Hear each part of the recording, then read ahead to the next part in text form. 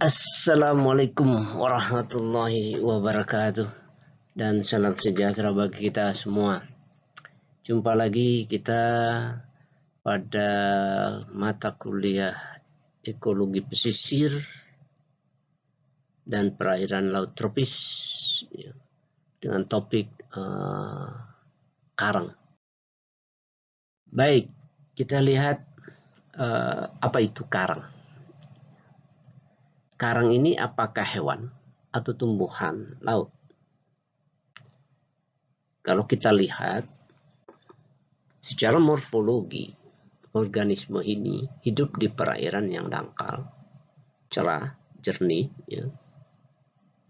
dan membutuhkan cahaya matahari. Tubuhnya memiliki warna yang khas. Setiap spesies juga memiliki warna yang berbeda. Kalau kita bedah kerangkanya, kurang lebih seperti ini. Bagian atas itu berwarna, bagian bawah tidak berwarna atau alias putih. Ini.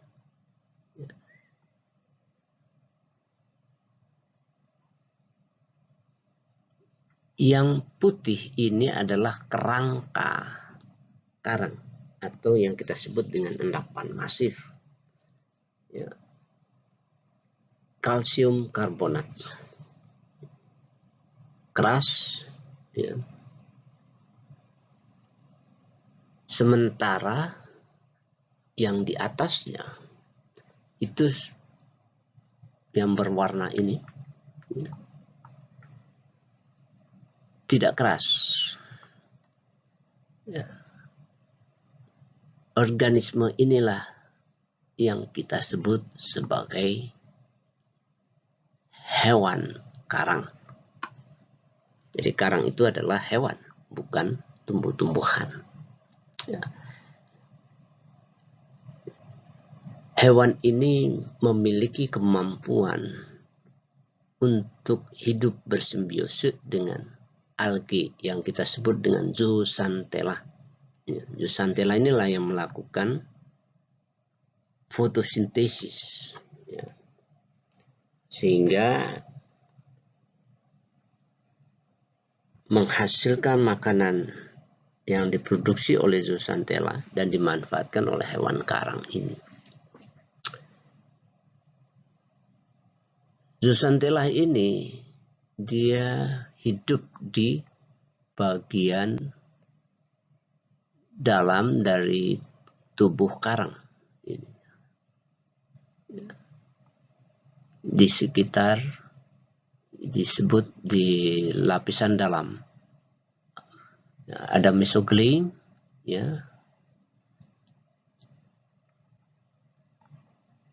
dan di sini ditemukan ribuan jutaan zooxanthella. Nah, zooxanthella ini hidup sangat bergantung pada cahaya matahari. Sementara hewan karang itu sangat tergantung terhadap zooxanthella sebagai suplai makanan yang dihasilkan oleh alge ini. Nah, oleh karena itu, meskipun dia hewan, kehidupannya itu akan sangat tergantung terhadap keberadaan cahaya matahari. Layaknya seperti produser, seperti tumbuhan. Itulah sebabnya orang awam seringkali menganggap bahwa karang adalah tumbuhan laut. Selain dia tergantung pada cahaya matahari, juga dia memiliki morfologi yang indah, berwarna-warni, layaknya seperti bunga, tumbuhan. Ini uniknya hewan karang. Hewan karang ini sebenarnya dia sebagai omnivore. Dia makan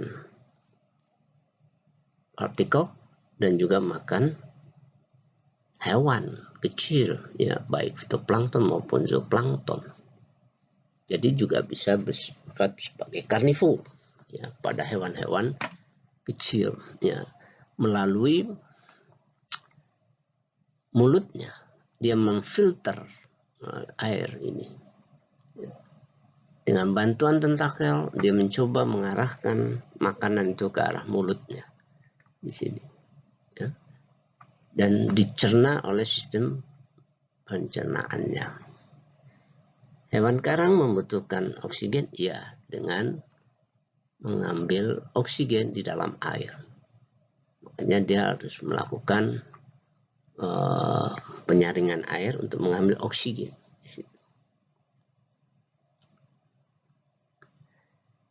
Pertanyaannya tentu, ada berapa persen, ya, kebutuhan energi karang ini yang dapat disuplai oleh makanan yang diambil sendiri oleh hewan karang, ataupun berapa persen yang disuplai oleh zooxanthella. Ketergantungan persentasenya jauh lebih besar suplai atau kiriman energi dari zooxanthella, yaitu sekitar 90%. Ya. Kelebihan dari zooxanthella inilah, ya, yang mampu mensekresi sisa-sisa makanan pada hasil metabolisme karang, dimanfaatkan kembali sebagai produser untuk diolah kembali menjadi energi.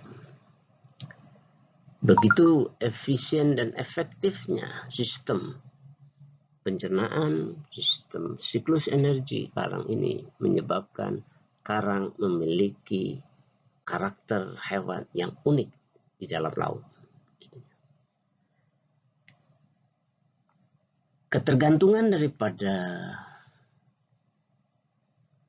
zooxanthella terhadap zooxanthella menyebabkan karang tidak bisa hidup tanpa zooxanthella, sehingga apabila zooxanthella ini mengalami gangguan dan hingga kematian, karang juga akan mengalami gangguan yang serius yang bisa menyebabkan kematian. Kematian karang itu akan ditandai dengan warna karang yang tadinya berwarna menjadi putih, karena polip hewan karang itu yang kita sebut dengan polip, ya, ini sudah tidak ada lagi karena mati. Ya, itulah menyebabkan kita seringkali menemukan karang mati tanpa adanya hewan karang atau tanpa polip. Struktur dari karang, struktur dari kerangka karang atau yang kita sebut dengan terumbu ini, itu sangat spesifik dari setiap spesies, sehingga untuk identifikasi spesies karang maka kita bisa menggunakan bentuk morfologi daripada kerangka karang atau terumbu, ya, terutama beberapa organ, ya, seperti septa. Septa ini adalah bagian yang jeruji dari kerangka yang dimana dia akan menopang polip di sini. Jadi bentuk polip dan bentuk itu akan diikuti oleh bentuk septa. Jumlah septa itu akan menentukan spesies, ya. Ini yang paling parameter kunci untuk mengidentifikasi karang. Ada beberapa istilah yang sering digunakan, ya, pada karang. Ya, paling tidak ada 3 istilah yang kita gunakan dengan makna yang berbeda. Yang pertama adalah hewan karang, yang kedua adalah karang terumbu, yang ketiga adalah ekosistem terumbu karang. Ini jangan dibalik-balik penggunaan istilah ini, ya. Kalau masyarakat awam biasanya sering terbolak-balik, ya. Meskipun juga kita lihat tulisan di koran itu juga bukan sebagai referensi ilmiah. Itu adalah populer, itu tidak masalah kalau ada kesalahan sedikit, tapi maksudnya mungkin sama. Hewan karang itu kita lihat dari paling bawah di sini. Hewan karang tadi itu sudah kita bahas, ya, adalah polip, hewannya sendiri ininya. Ya, tubuhnya lunak hewan ini. Ya. Hewan ini dia menghasilkan terumbu, ya, untuk jenis karang hermatipik. Ya. Kalau karang ahermatipik itu tidak menghasilkan terumbu. Nah, hermatipik inilah yang seringkali dikenal atau disebut juga karang keras. Karang keras kenapa? Dia menghasilkan terumbu. Terumbu itu apa? Endapan masif tadi yang skeleton. Ya. Endapan masif. Ini yang gambar yang di tengah. Ini adalah karang terumbu. Terumbunya. Endapan masif. Ini. Sementara karang yang tidak menghasilkan terumbu atau endapan masif itu disebut dengan karang ahermatipik atau sering populer jenisnya adalah soft coral, karang lunak, itu tidak menghasilkan terumbu. Makanya kenapa strukturnya juga lunak, tidak keras, ya. Karang keras yang membuat keras itu karena ada endapan masifnya. Kalau hewannya tetap lunak ininya. Itu karang terumbu. Nah, karang terumbu ini dihasilkan oleh hewan karang yang polipnya ada di atas ini, ininya, dan tersusun mengendap dari dasar laut terus naik ke atas. Ya. Itulah menyebabkan kenapa terbentuknya pulau dalam proses waktu yang sangat lama. Kalau endapan masif itu terjadi, skeleton itu atau kerangka karang itu dibangun itu puluhan tahun, bisa ratusan tahun sampai jutaan tahun membentuk pulau ininya. Ya.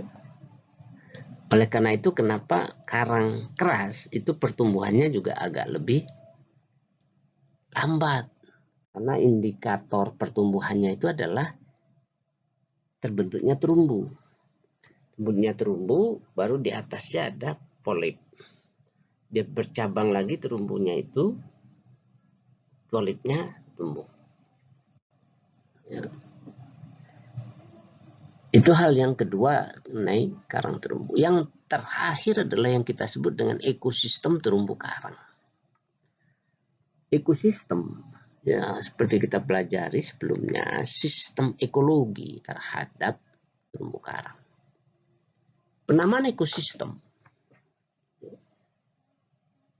kalian sudah belajar, kita bahas di ekologi perairan, adalah nama individu atau komponen atau objek sebagai penyusun utama sistem ekologi yang terbangun. Ya. Misalnya ekosistem mangrove. Ekosistem mangrove itu sistem ekologi, ya, di dalamnya ada perairan, ada air, ada substrat, ada vegetasi mangrove gitu ya. Tetapi sistem ekologi secara keseluruhannya itu dibangun atau sebagai penentu atau faktor dominannya adalah vegetasi mangrove. Makanya kita menggunakan ekosistem mangrove. Ya. Kalau lamun, ekosistem lamun karena dibangun oleh lamunnya, maka kita sebut vegetasi ekosistem lamun. Ada namanya ekosistem pantai berlumpur. Ekosistem pantai berlumpur adalah satu sistem ekologi yang didominasi pembentukannya oleh pantai berlumpur. Abiotik ini, bukan biotik. Jadi nama ekosistem itu ada yang abiotik, pantai berlumpur. Di dalamnya ada biotik, iya. pantai berlumpur banyak bentuk organisme dasar. Tetapi kita tidak menggunakan ekosistem bentuk organisme atau ekosistem bentos, tidak ada. Karena bentos bukan pembentuk sistem ekologi, dia pengisi sistem ekologi yang habitatnya dibangun oleh pantai berlumpur. Itu penama ekosistemnya. Maka untuk ekosistem terumbu karang, bukan kita menggunakan istilah ekosistem karang, tetapi ekosistem terumbu karang. Sementara terumbu karang itu sendiri adalah abiotik, yaitu endapan masif, kerangka, skeleton yang kapur, ya, yang terbentuk persenyawaan kalsium karbonat oleh hewan karang. Makanya kita menamakan ekosistem itu dengan ekosistem terumbu karang. Di dalamnya tentu saja selain karang, karang lunak, karang keras, ya, biota yang berasosiasi, ikan-ikan karang, bintang laut, bulu babi, ya, rumput laut juga ada di situ. Nah, semua komponen-komponen ekologi itu membentuk sistem ekologi yang kita sebut dengan ekosistem terumbu karang. Klasifikasi hewan karang, ya, masuk dalam filum Cnidaria.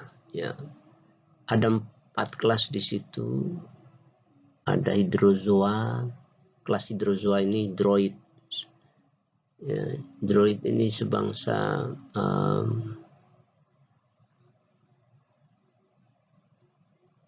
lili laut, gitu ya. Scyphozoa ini adalah ubur-ubur. Kelas Cubozoa ini juga ubur-ubur. Kelas Anthozoa ini yang terdiri dari coral dan anemon, karang dan si anemon atau anemon laut. Di sini jadi satu kelas dan masuk dalam kelas Anthozoa. Nah, kebetulan 4 kelas ini atau filum Cnidaria ini berada pada habitat yang sama, dalam ekosistem yang sama yang kita sebut dengan ekosistem terumbu karang. Kita akan temukan semuanya ada di situ. Untuk kelas Anthozoa, hewan yang dominan di sini ada karang keras, ya, yang coral, ada coral, dan cyanemon lain-lain, atau anemon laut. Ya. Kalau coral itu ada 2, yang karang keras dan karang lunak. Jadi bentuknya seperti ini. Ini cyanemon yang di atas, ini ada karang keras, dan sebelah kanan di bawah ini karang lunak. Dia tidak berkerangka, sementara yang karang keras ini berkerangka. Karang keras itu memiliki bentuk yang beragam, ya.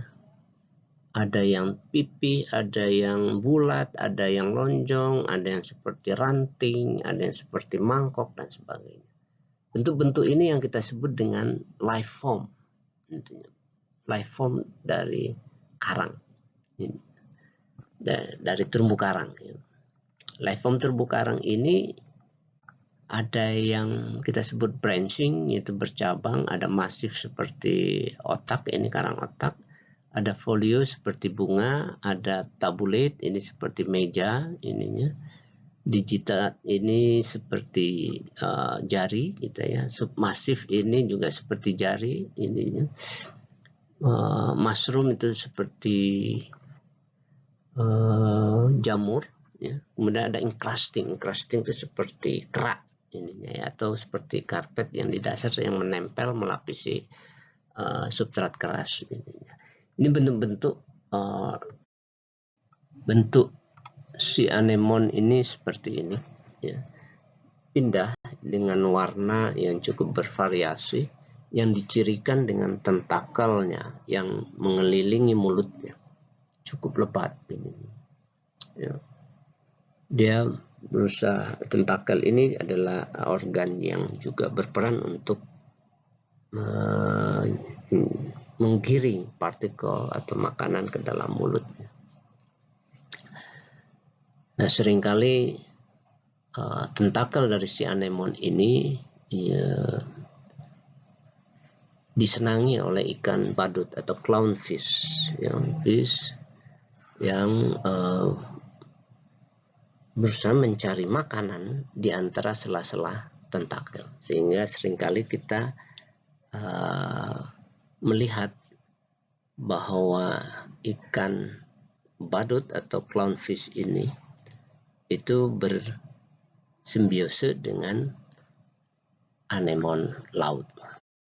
Anemon laut memiliki anatomi yang sederhana, tidak memiliki kerangka keras seperti karang keras, tetapi tentakelnya mirip dengan hewan karang, tetapi lebih banyak tentakelnya yang melilingi mulut dari anemon laut ini, dan relatif lebih panjang dibandingkan dengan tentakel hewan karang.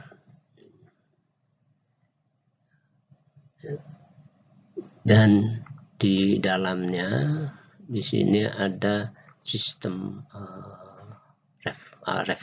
retraktor muscle, ini otot yang mengatur kelenturan daripada tubuh dari si anemon, di mana dia berusaha untuk bergerak dengan menggerakkan tubuh dan tentakelnya untuk bisa beraktivitas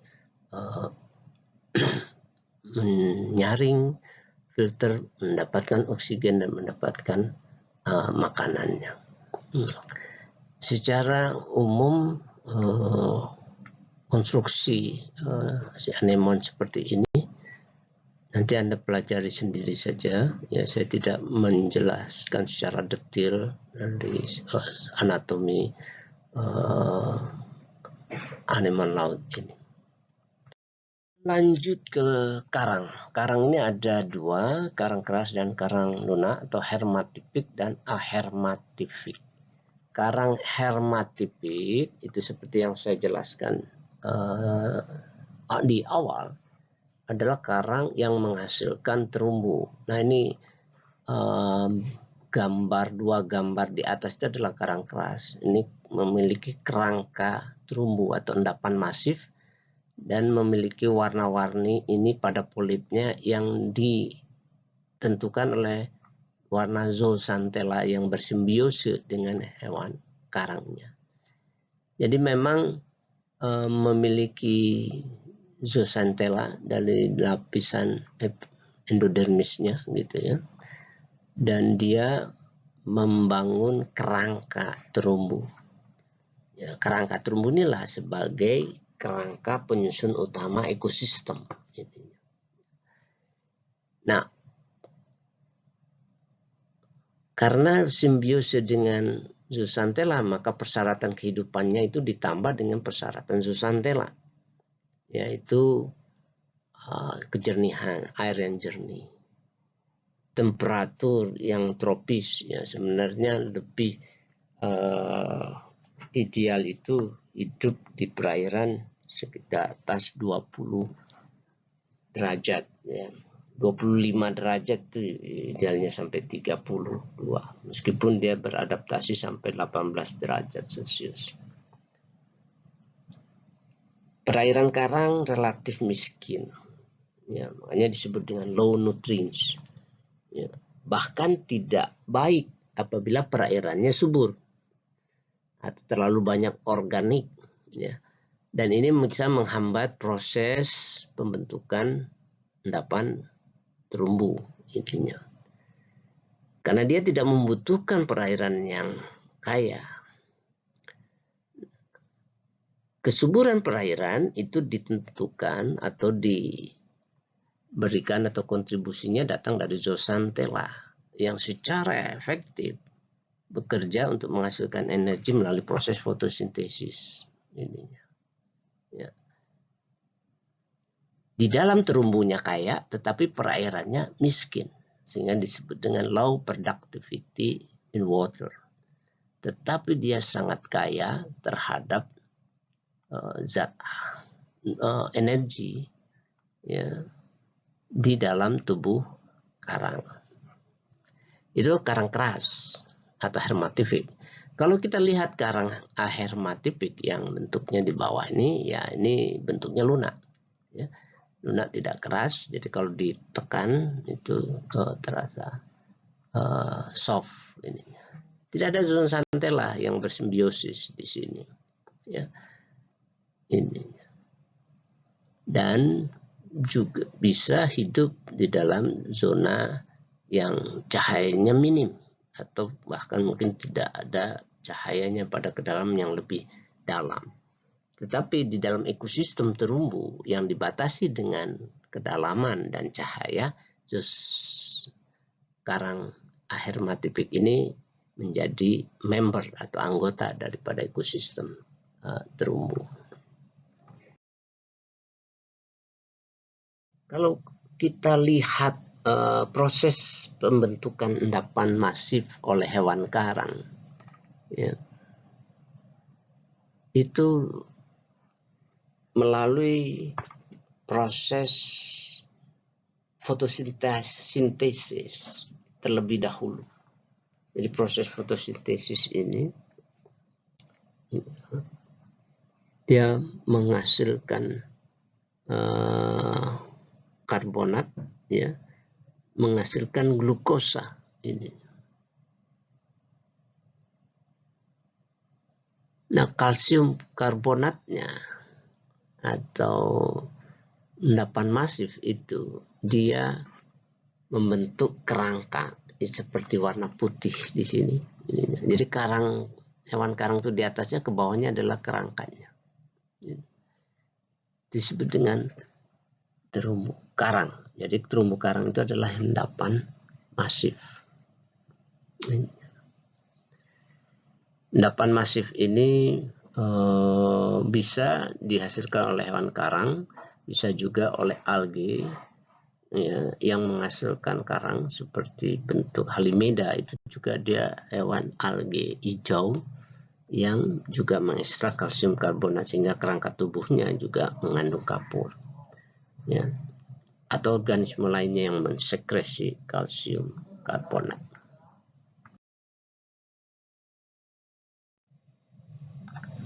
Seperti yang saya jelaskan di awal bahwa ketergantungan karang keras terhadap zooxanthella ini ya disebabkan oleh 90% bahan organik hasil fotosintesis digunakan untuk pembentukan jaringan karang. Ini oleh Sumik tahun 1996. Ya. Dan hewan karang ini dia mendapatkan suplai energi, ya, dari hasil fotosintesis ini yang dia mensuplai di dalam sistem sel gastrodermal, sehingga energi itu terserap kepada sistem pencernaan mereka, sehingga dia tidak terlalu bergantung pada hasil makanan yang dia peroleh dirinya sendiri. Ini.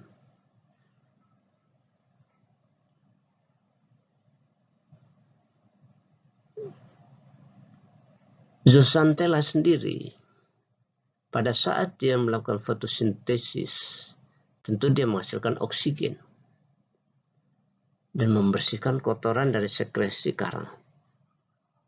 Kotoran ini merupakan nutrien, ya, yang diperlukan dalam prosesnya fotosintesis yang didaur ulang, sehingga kotoran-kotoran tersebut itu dapat didaur ulang. Proses fotosintesis yang menghasilkan organik, ya, seperti glukosa dan asam amino, ini tentu saja merupakan sumber energi bagi hewan karang. Dialah ia sangat membantu dalam proses pembentukan kerangka terumbu. Nah, kalau kita lihat warna karang yang sebelah atas ini berwarna-warni, yang di bawah adalah putih. Putih adalah ketika zooxanthella yang hidup di atas ini itu mati, menyebabkan karang berwarna putih atau yang kita sebut dengan bleaching.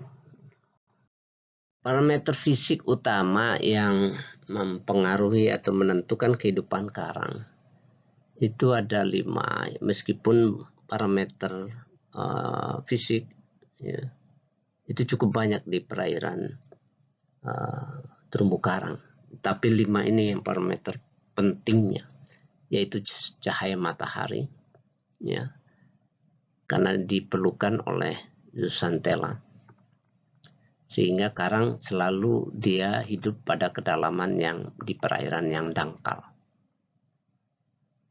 karena dia tidak bisa hidup tanpa zooxanthella yang membutuhkan cahaya. Yang kedua adalah clear water. Ya, clear water ini adalah cerah, ya, kecerahan perairan. Jadi kalau biasanya kita mengukurnya dengan CCDs untuk mengukur kecerahan. Ya. Apa pentingnya kecerahan ini? Tentu saja yang terkait dengan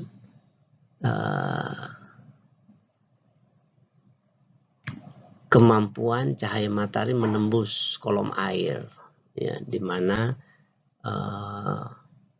dibutuhkan oleh zooxanthella pada kedalaman cahaya yang masih terdapat di dasar. Yang ketiga adalah suhu, karena ini adalah hewan tropis tapi unik. Dari suhu tropis sekitar 20-32 atau bahkan 33 derajat Celcius. Clean water ini adalah dia bukan kecerahan tapi kejernihan air. Ya, tidak terlalu menyukai partikel atau sedimen yang cepat padat, dan partikel ini sangat mengganggu. Selain dia menghambat cahaya matahari, dia juga akan mengganggu sistem metabolisme karang itu sendiri apabila sedimen partikelnya itu banyak masuk ke dalam mulut dari polip karang ininya, sehingga bisa membahayakan karang dan bahkan bisa menyebabkan kematian. Umumnya perairan yang agak keruh, ya, clean water itu organiknya sangat tinggi. Ya, perairan yang kaya nutrien itu umumnya tidak jernih, tetapi tidak dibutuhkan oleh karang. Dia tidak membutuhkan perairan yang subur, tetapi dia membutuhkan perairan yang clean, yang bersih.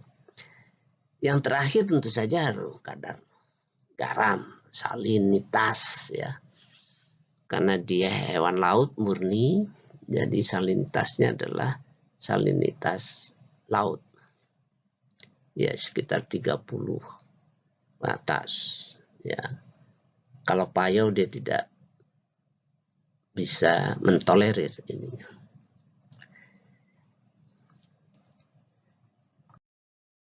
Ini adalah gambaran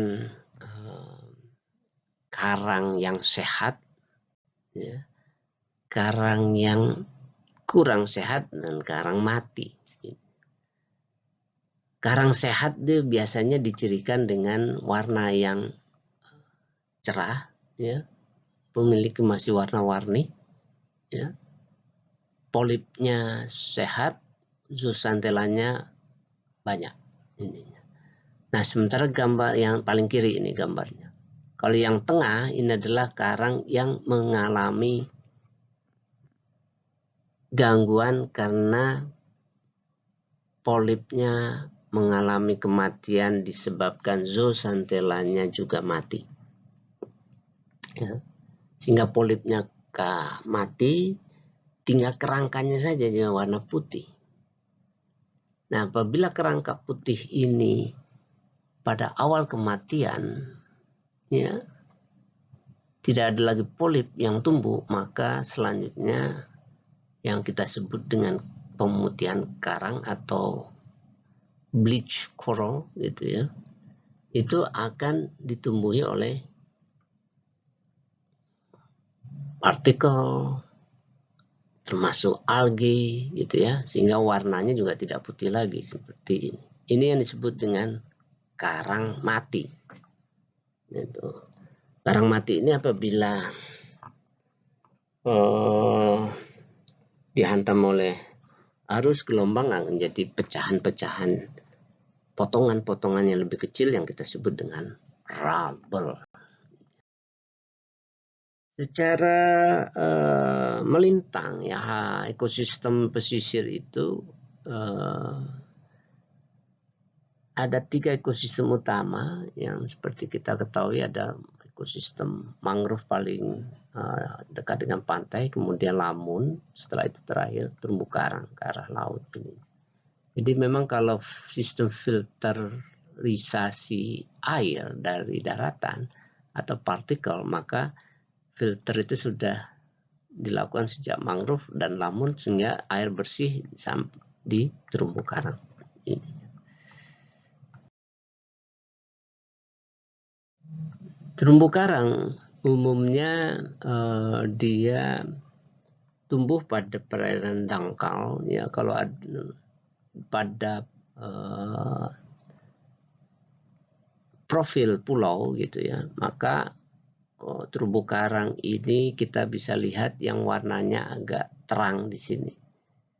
Nah, itu terumbu karang. Kalau yang gelap biru ini sudah dalam, dia terumbu karangnya tidak ada di sininya. Ya mungkin lebih 100 meter ininya sudah tidak ditemukan lagi.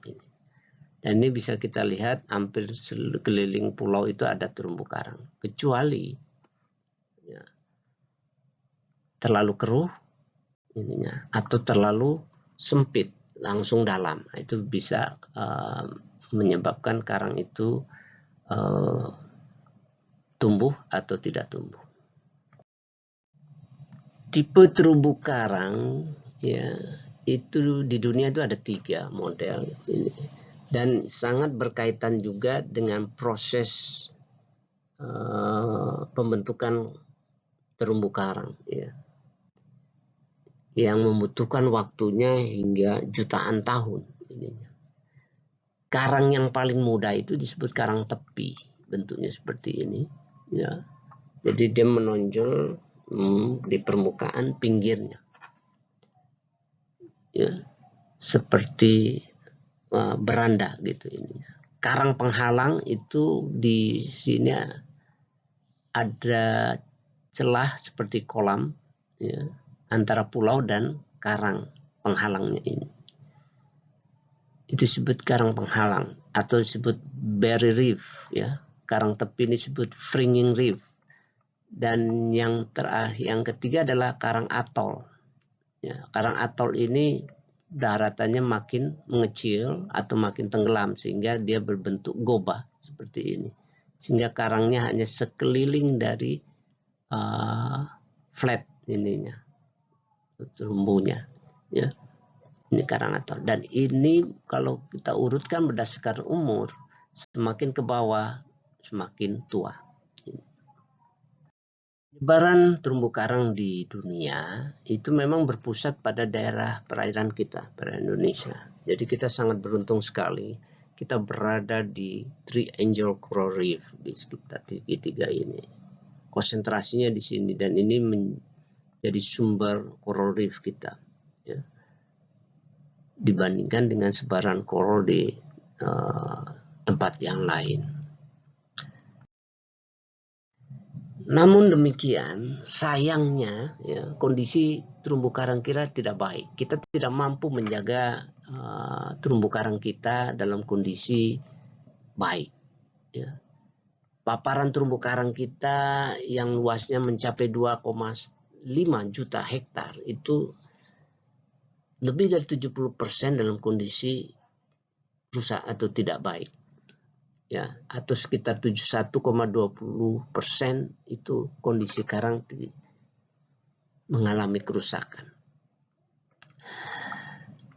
Kalau kita lihat ini kondisi karang berdasarkan persen tutupan, maka sangat baik itu adalah sangat baik di atas 75, baik itu 50 sampai 75%. Jadi yang kondisi buruk itu di bawah 50, yaitu sekitar 71,20%. Bahkan yang sangat buruk yang di bawah 25% itu tutupannya adalah 33,82%. Yang sangat baik hanya sekitar 6,42%, itu dengan tutupan di atas 75. Ini yang menjadi perhatian kita, ya, bahwa ada salah treatment terhadap perairan kita yang menyebabkan karang kita dalam kondisi yang tidak bagus. Ekosistem terumbu karang tentu saja memiliki fungsi yang sangat penting bagi sistem kehidupan laut dan juga sistem ekologi. Kita akan lihat beberapa fungsi yang seharusnya menjadi perhatian bagi kita, ya. Baik itu bagi sektor perikanan maupun sektor ekonomi. Ini kalau kita lihat dari fungsi diversitas, ya, keanekaragaman. Ekosistem terumbu karang ini dia memiliki spesies penghuni yang sangat tinggi keragamannya. Mulai dari ikan, krustase, echinodermata, teripang, bulu babi, bintang laut, sendolar, gitu ya. Ya. Bahkan sampai ke hewan-hewan mikroorganisme, mikrobentos, ya, makrobentos. Moluska juga termasuk yang paling, jumlah spesies moluska ini juga relatif tinggi, ya, dibandingkan dengan spesies-spesies yang lain. Fungsi lain adalah fungsi ekologi.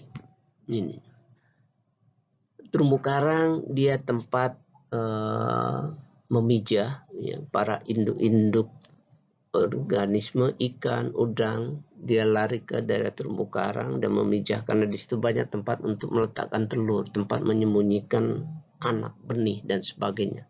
Feeding ground, tempat mencari makan.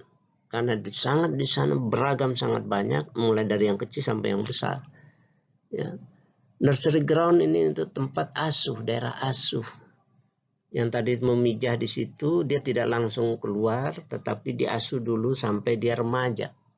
Nursery ground. Ini fungsi ekologi. Ini sangat penting sekali, karena fungsi inilah yang memberikan kontribusi terhadap perikanan tangkap. Karena spillover itu adalah sumbangsi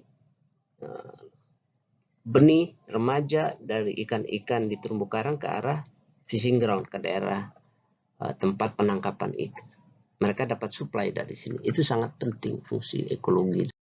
Ini kita lihat adalah ikan-ikan yang sudah pada fase atau ukuran yang bisa dimanfaatkan, yang ditangkap ininya. Ya, cuma sayang sekali bahwa penangkapan di karang itu sebenarnya tidak dianjurkan dengan menggunakan bubu. Ini berpotensi untuk menimbulkan kerusakan pada terumbu. Fungsi lain yang tidak kalah penting itu adalah ekowisata, ya, ekowisata bahari. Di mana terumbu karang memiliki potensi keindahan yang bisa dinikmati atau memberikan kontribusi jasa wisata. Jadi, dia termasuk yang memiliki valuasi ekonomi yang tinggi dari aspek wisata.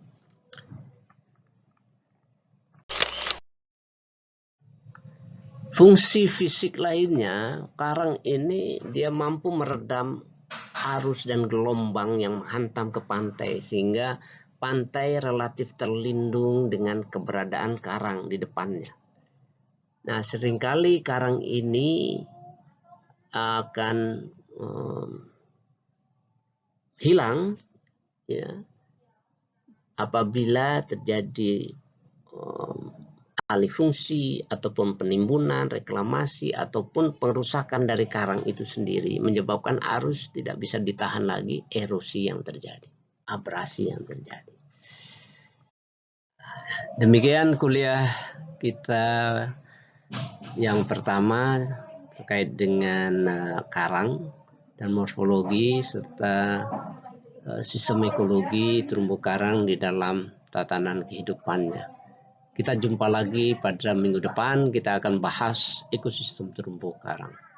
Assalamualaikum warahmatullahi wabarakatuh.